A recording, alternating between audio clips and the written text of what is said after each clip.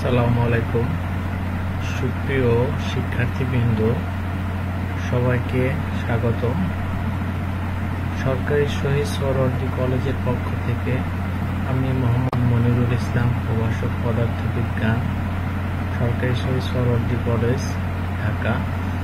তোমাদের সকলকে জানাই আন্তরিক শুভেচ্ছা ও অভিনন্দন। আশা করি তোমরা সকলে ভালো আছো, সুস্থ আছো। আজকে আমরা পড়ব সেমিকন্ডাক্টর ও ইলেকট্রনিক্স। আমরা একেবারে শুরু থেকে পড়ব, মানে বেসিক লেভেল থেকে যাব। আমরা জানি একটা পরমাণুর কেন্দ্রে থাকে নিউক্লিয়াস। এই নিউক্লিয়াসের ভিতরে থাকে প্রোটন ও নিউট্রন। প্রোটন পজিটিভ চার্জ যুক্ত, তার মান হচ্ছে +1.6 × 10⁻⁻19 কুলম, এবং নিউট্রন যার চার্জের মান 0 কুলম। এবং ইলেকট্রন এই নিউক্লিয়াসের চারদিকে আবর্তন করে। নিউক্লিয়াসের চারদিকে এই ইলেকট্রনগুলি বিভিন্ন কক্ষপথে আবর্তন করে। প্রথম কক্ষপথে 2টি ইলেকট্রন, দ্বিতীয় কক্ষপথে 8টি ইলেকট্রন। এভাবে বিভিন্ন কক্ষপথে ইলেকট্রনগুলি আবর্তন করে। এই প্রথম কক্ষপথের ইলেকট্রনগুলির শক্তির মান কিন্তু সমান না, মানে প্রায় সমান। কিছু ডিফারেন্স আছে, মানে কিছু পার্থক্য থাকে। এই প্রথম শক্তি স্তরের কে বলবো আমরা প্রথম শক্তি ব্যান্ড, এবং দ্বিতীয় শক্তি স্তরকে বলবো দ্বিতীয় শক্তি ব্যান্ড। এভাবে তৃতীয় শক্তি স্তরকে বলবো তৃতীয় শক্তি ব্যান্ড।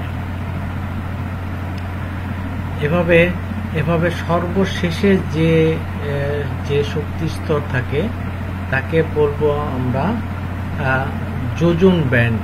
অর্থাৎ এই ব্যান্ডের ইলেকট্রনগুলি যোজনীতে অংশগ্রহণ করে, সেই জন্য একে বলা হয় যোজন ব্যান্ড বা ভ্যালেন্স ব্যান্ড। আমরা জানি একটা ইলেকট্রন শক্তি গ্রহণ বা বর্জন করে পরবর্তী কক্ষপথে যেতে পারে বা নিচে নামতে পারে। এখন পরবর্তী খোলকে যাওয়ার জন্য যে পরিমাণ শক্তির প্রয়োজন হয়, সর্বনিম্ন সেই পরিমাণ শক্তি পেলেই সে পরবর্তী খোলকে যেতে পারবে। এর কমে যদি ইলেকট্রন সে শক্তি পায়, তখন সে ওই শক্তি গ্রহণ করবে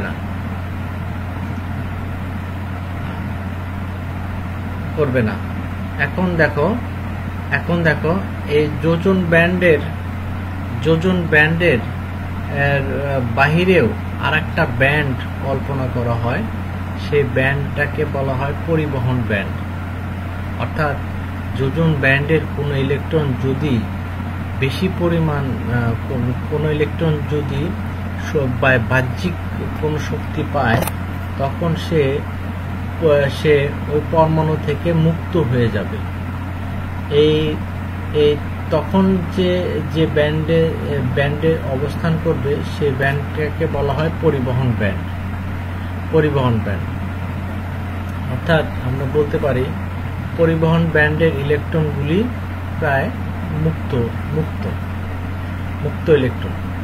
অর্থাৎ এখানে যে ইলেকট্রনগুলি থাকবে, সেই ইলেকট্রনগুলি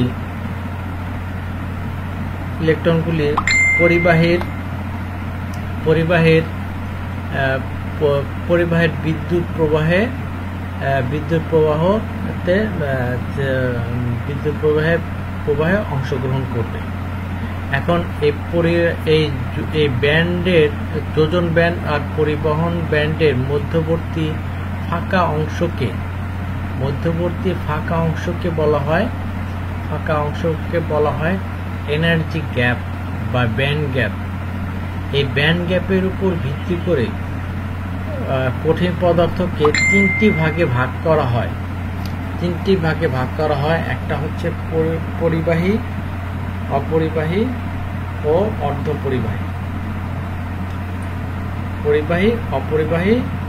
অর্ধপরিবাহী।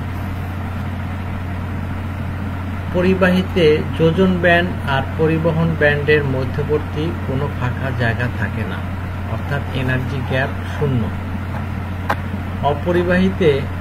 অপরিবাহীতে এই এনার্জি গ্যাপ অনেক বেশি থাকে।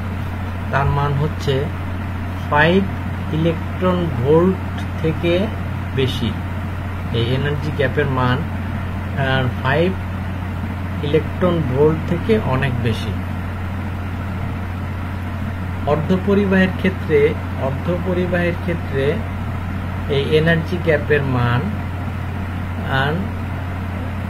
1.1 ইলেকট্রন ভোল্ট থেকে কম, অর্থাৎ এই নিষিদ্ধ ব্যান্ডের মধ্যবর্তী এনার্জি গ্যাপটা হবে 1.1 ইলেকট্রন ভোল্ট থেকে কম।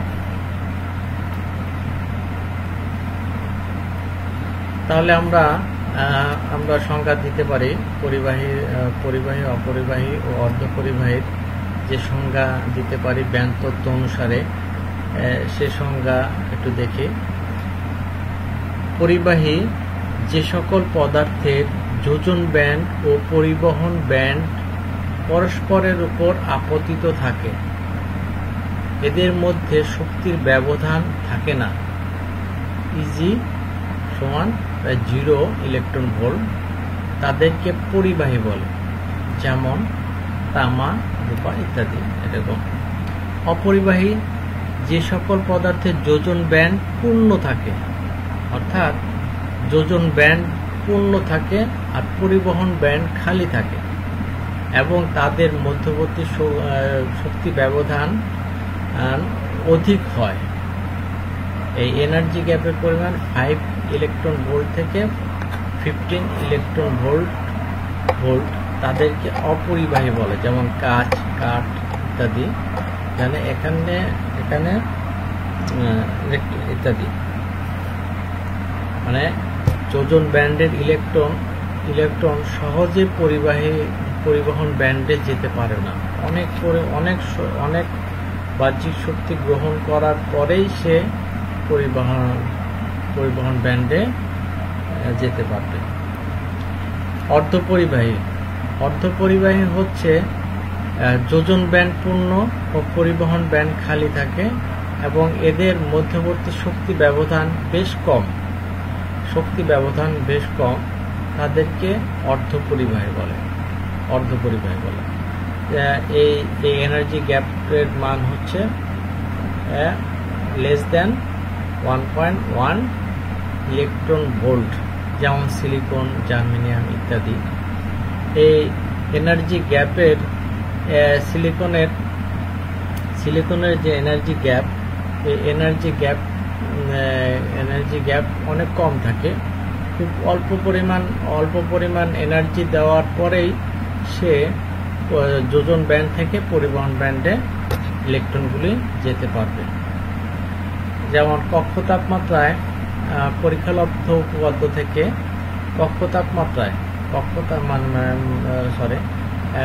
পরীক্ষালব্ধ উপপাদ্য থেকে আমরা জানি এই এনার্জি গ্যাপের মান হচ্ছে ফর সিলিকনের জন্য 1.2 মাইনাস 3.60 ইন্টু 10⁻⁻⁴ টি। এখানে টি হচ্ছে টেম্পারেচার বা ওই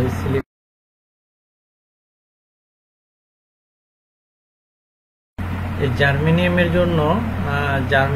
জন্য এই এনার্জি গ্যাপ হবে 0.785 minus 2.23 into 10 to the power minus 4 T electron volt for germanium. অপরিবাহী পদার্থের বৈশিষ্ট্য অর্ধপরিবাহী পদার্থের বৈশিষ্ট্য। অর্ধপরিবাহী পদার্থের তাপমাত্রা বাড়ানো হলে এর পরিবহন ক্ষমতা বেড়ে যায়, তাহলে এটি অর্ধপরিবাহী পদার্থ। অর্থাৎ একটা অর্ধপরিবাহী পদার্থকে যদি তাপ প্রদান করা হয় তাহলে এর পরিবহন ক্ষমতা বেড়ে যাবে, অর্থাৎ যোজন ব্যান্ডের ইলেকট্রন পরিবহন ব্যান্ডে চলে আসবে। এর আপেক্ষিক রোধ 10 to the power minus 4 ohm metre এবং পরিবহন ব্যান্ড ও যোজন ব্যান্ডের মধ্যে শক্তি পার্থক্য হবে 1.1 ইলেকট্রন ভোল্ট। 4 নম্বর, অপদ্রব্য মেশালে পরিবাহতাঙ্ক বৃদ্ধি পায়। অপদ্রব্য মানে এই সেমিকন্ডাক্টরে ভেজাল মেশানোর ফলে এর পরিবাহিতাঙ্ক বৃদ্ধি পাবে।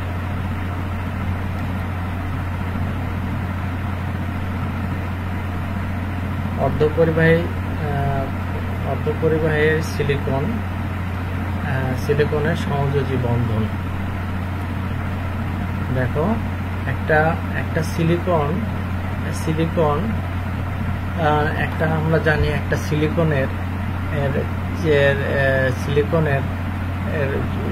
সিলিকনের যোজন ব্যান্ডে 4টা ইলেকট্রন থাকে।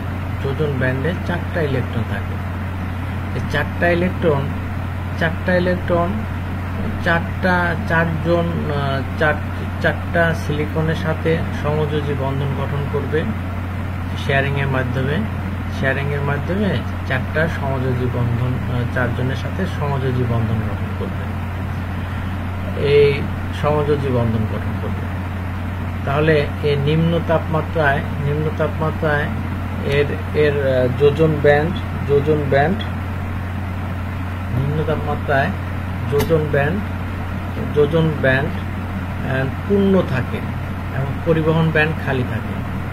তাহলে নিম্ন তাপমাত্রায় অর্ধপরিবাহী একটা অপরিবাহী পদার্থ হিসাবে কাজ করে। আরেকটু বলে রাখি, আমরা জানি একটা সিলিকনের অ্যাটমিক নাম্বার হচ্ছে 14 14 দুটা থাকে হলো প্রথম কক্ষপথে এবং দ্বিতীয় কক্ষপথে থাকে 8টি এবং তৃতীয় কক্ষপথে বা যোজন ব্যান্ডে থাকে 4টি। এভাবে একটা সিলিকনের অ্যাটমে থাকে। তাহলে অর্ধপরিবাহীর প্রকারভেদ। অর্ধপরিবাহী সাধারণত 2 প্রকারের, বিশুদ্ধ অর্ধপরিবাহী এবং অবিশুদ্ধ অর্ধপরিবাহী। অবিশুদ্ধ অর্ধপরিবাহী অর্থাৎ হচ্ছে বিশুদ্ধ অর্ধপরিবাহীর ভিতরে কোনো ভেজাল মেশানো থাকলে তাহলে সেটা হচ্ছে অর্ধপরিবাহী বা অবিশুদ্ধ অর্ধপরিবাহী। এই অবিশুদ্ধ অর্ধপরিবাহীকে 2টি ভাগে ভাগ করা যায়। একটা হচ্ছে পি টাইপ অর্ধপরিবাহী এবং আরেকটা হচ্ছে এন টাইপ অর্ধপরিবাহী। যদি এন টাইপ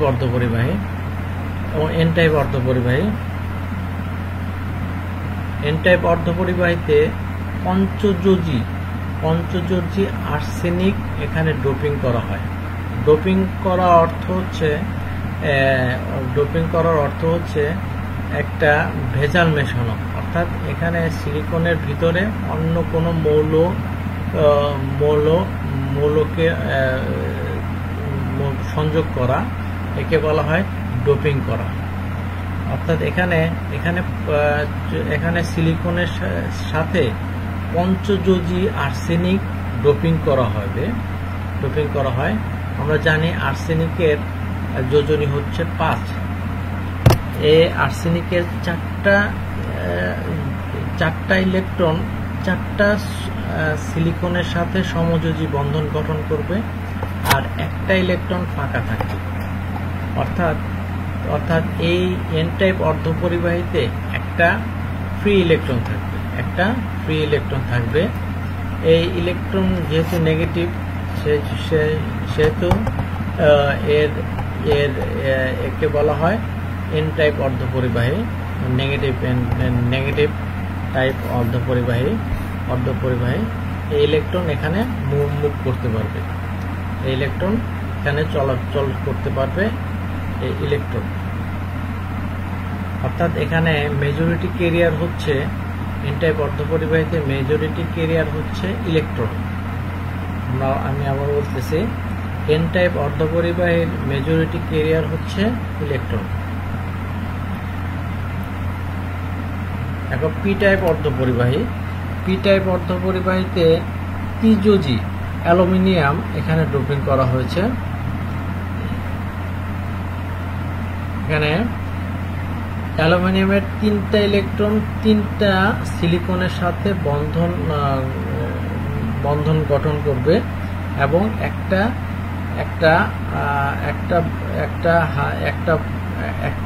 বন্ধন ফাঁকা থাকবে, একটা হাত ফাঁকা থাকবে। এই ফাঁকা জায়গাকে বলা হয় হোল বা গর্ত বা ইলেকট্রনের ঘাটতি।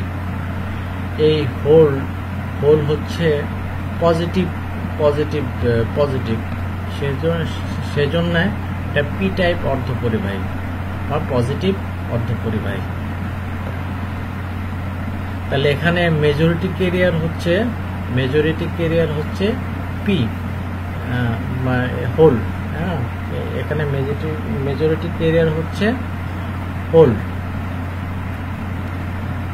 এখন পি টাইপ আর এন টাইপ অর্ধপরিবাহীকে যদি একত্রে করা হয় তখন তাকে বলা হয় ডায়োড। সংযোগ করা হয় পি টাইপ অর্ধপরিবাহী এবং এন টাইপ অর্ধপরিবাহীকে যদি সংযোগ করা হয় তখন তাকে বলা হয় ডায়োড। এই পি টাইপ আর এন টাইপ অর্ধপরিবাহীর সংযোগস্থলে এন টাইপের ইলেকট্রন পি টাইপের হোলের সাথে মিশে নেগেটিভ আয়ন সৃষ্টি করবে সংযোগস্থলে, এবং পি টাইপের হোল এন টাইপের ইলেকট্রনের সাথে মিশে পজিটিভ আয়ন সৃষ্টি করবে। তাহলে এখানে পজিটিভ আয়ন সৃষ্টি করবে। তাহলে এই সংযোগস্থলে একটা লেয়ার সৃষ্টি হবে। এই লেয়ারকে বলা হয় ডিপ্রেশন রিজন। এই ডিপ্রেশন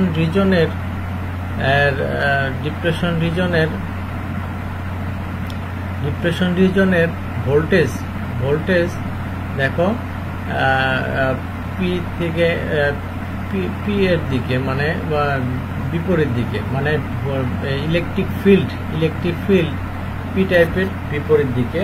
অর্থাৎ পি হোলকে এন টাইপের দিকে চলতে বাধা দেবে।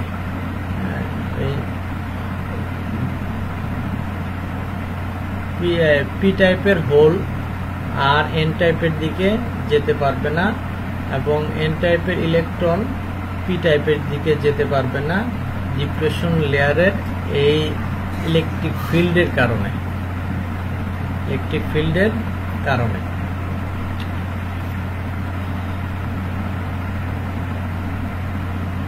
তাহলে ডিপ্রেশন লেয়ার আমরা বলতে পারি বিভব অঞ্চলের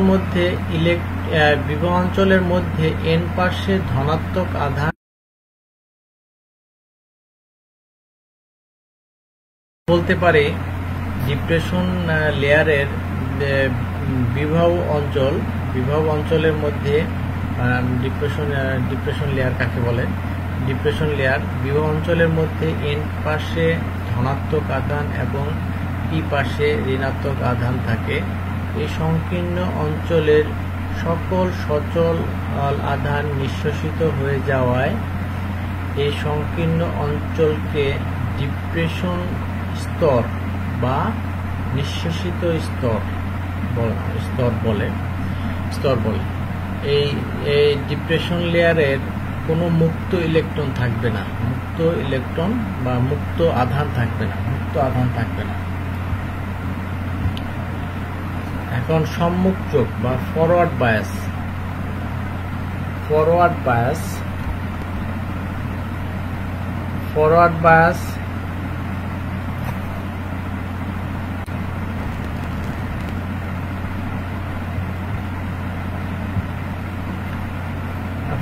বায়াস হচ্ছে ভোল্টেজ যদি এমন ভাবে প্রয়োগ করা হয় যে কোষের ধনাত্মক প্রান্ত পি টাইপের সাথে এবং ঋণাত্মক প্রান্ত এন টাইপের সাথে যুক্ত থাকে, তাহলে তাকে ফরওয়ার্ড বায়াস বা সম্মুখ ঝোঁক বলে।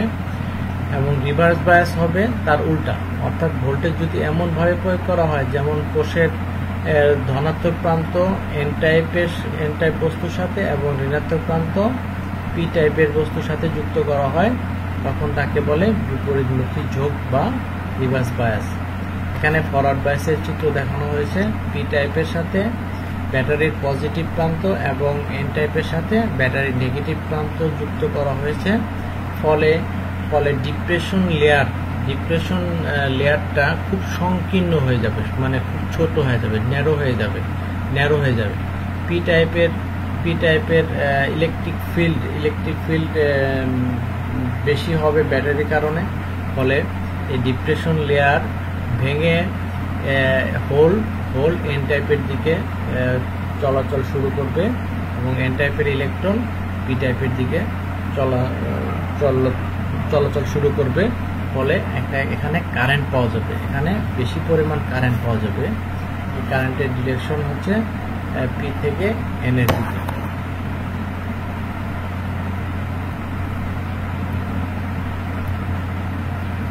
রিভার্স বায়াস হচ্ছে এর উল্টা, অর্থাৎ পি টাইপের সাথে নেগেটিভ এবং এন টাইপের সাথে পজিটিভ যদি যুক্ত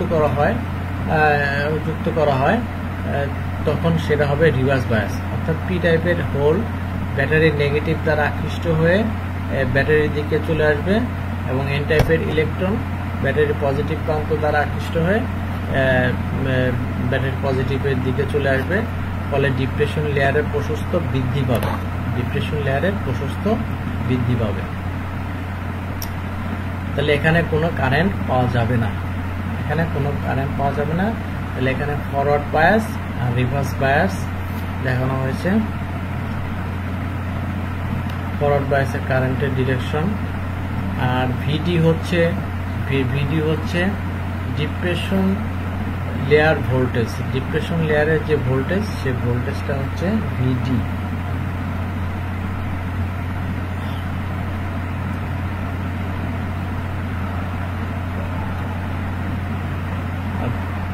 পিএন জাংশন ডায়োডের তড়িৎ প্রবাহ বনাম ভোল্টেজের লেখচিত্র। পিএন জাংশনের ফরওয়ার্ড বায়াসের জন্য আমরা ভোল্টেজকে এক্স অক্ষ বরাবর এবং কারেন্টকে ওয়াই অক্ষ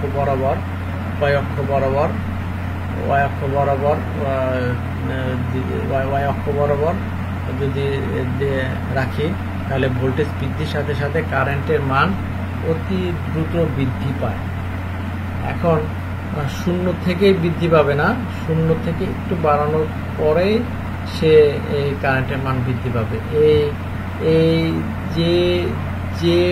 যে ভোল্টেজ থেকে কারেন্টের মান বৃদ্ধি পাওয়া শুরু করে, সে ভোল্টেজকে বলা হয় নি ভোল্টেজ।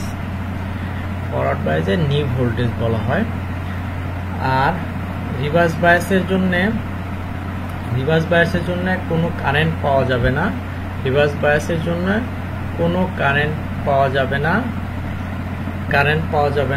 রিভার্স বায়াসের ভোল্টেজের মান বাড়ার সাথে সাথে ভোল্টেজের মান, কারেন্টের মান খুব কম মানে মাইক্রো অ্যাম্পিয়ারের মাইনরিটি ক্যারিয়ার কারণে কম মানের কারেন্ট পাওয়া যায়। এই কারেন্টকে বলা হয় লিকেজ কারেন্ট। এই কারেন্টকে বলা হয় লিকেজ কারেন্ট। ভোল্টেজের মান আরো বাড়ার সাথে সাথে আরো বাড়ালে এক সময় কারেন্ট খুব বেশি পাওয়া যায়, অর্থাৎ ডায়োডের বন্ডগুলি সেমিকন্ডাক্টর বন্ডগুলি ভাঙতে শুরু করে। এই যে ভোল্টেজের কারণে খুব বেশি পরিমাণ কারেন্ট পাওয়া যায়, সেই ভোল্টেজকে বলা হয় ব্রেকডাউন ভোল্টেজ। সেই ভোল্টেজকে বলা হয় ব্রেকডাউন ভোল্টেজ।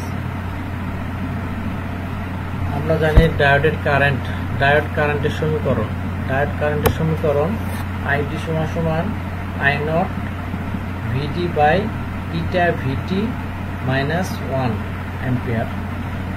এখানে ভিটি হচ্ছে থার্মাল ভোল্টেজ, এর মান হচ্ছে কেটি বাই কিউ, এত ভোল্ট, কেটি বাই কিউ। এখানে ভিডি হচ্ছে ডায়োড টার্মিনাল ভোল্টেজ বা ডায়োডের ভোল্টেজ, এন্ড আই নট হচ্ছে রিভার্স স্যাচুরেশন কারেন্ট, সেটা খুব কম মাইক্রো অ্যাম্পিয়ারে। টি হচ্ছে টেম্পারেচার পিএন জাংশনের তাপমাত্রা কেলভিন স্কেলে। কে হচ্ছে বোলজম্যান কনস্ট্যান্ট, যার মান হচ্ছে 1.38 × 10⁻⁻23 জুল পার কেলভিন। এবং কিউ হচ্ছে ইলেকট্রনের চার্জ 1.6 × 10⁻⁻19 কুলম। এবং eta constant 1 for germanium and 2 for silicon.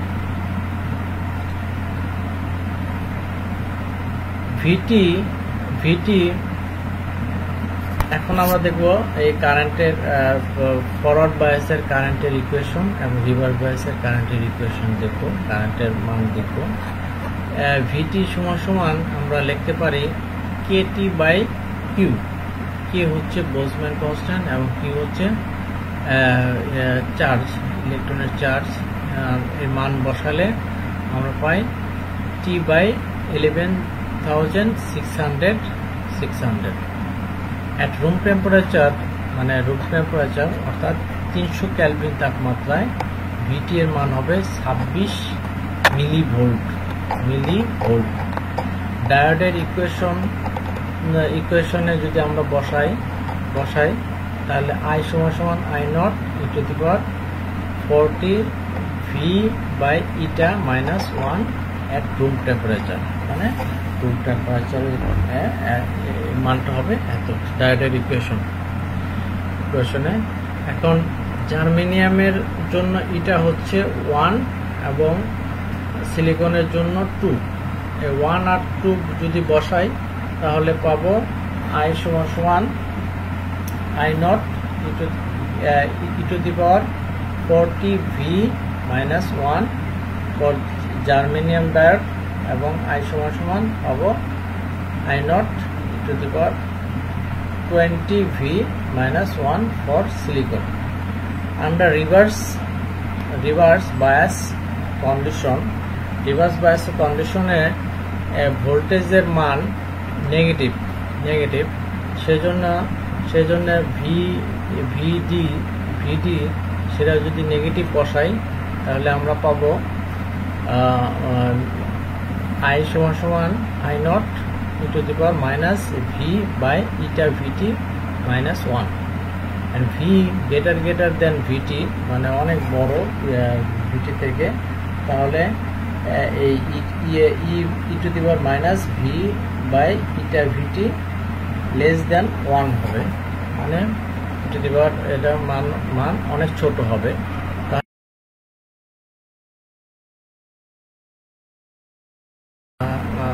তাহলে আমরা under reverse bias condition voltage is negative reverse bias কন্ডিশনের জন্য ভোল্টেজটা ডায়োড ভোল্টেজ হবে নেগেটিভ। তাহলে আমরা পাই I সমান সমান I naught e to the power minus v by eta vt minus 1, অর্থাৎ v গ্রেটার দেন vt, তাহলে v e to the power minus v by eta vt less than 1, একের চেয়ে অনেক ছোট হবে। তাহলে আমরা লিখতে পারি I সমান সমান I নট মাইনাস 1, I সমান সমান minus I naught. Known as reverse saturation current valid for external voltage below breakdown voltage।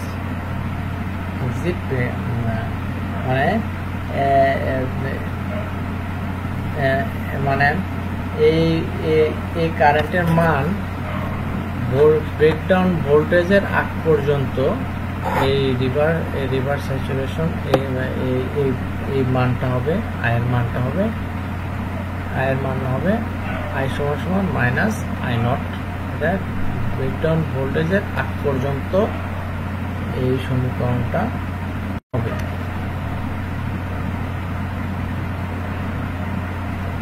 একটা প্রবলেম, একটা অঙ্ক দেখো তোমাদের জন্য, একটা অঙ্ক, এটা হোমওয়ার্ক, আশা করি তোমরা পারবে।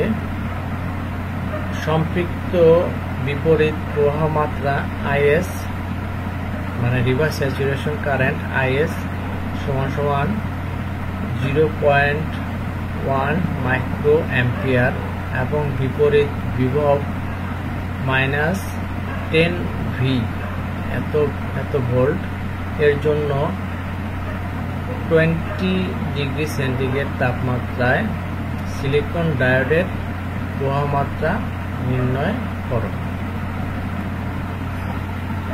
তোমাদের বাড়ির কাজ, আশা করি তোমরা পারবে অঙ্কটা।